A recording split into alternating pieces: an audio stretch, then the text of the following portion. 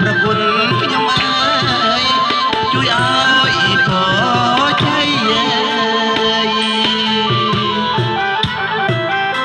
ទំលងហើយឲ្យយាងមកអើ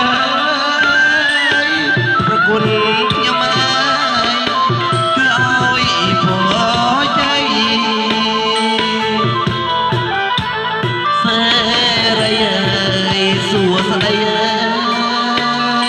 សេរីសួស្ដីជោគជ័យអត់អំអើ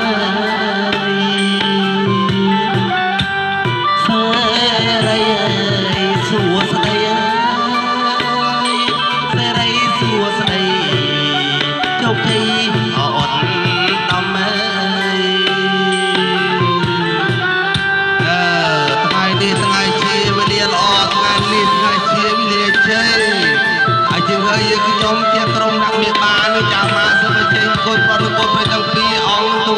ទៅជ័យដល់មកនេះអើយជ័យថតកំឡាំងណាលោ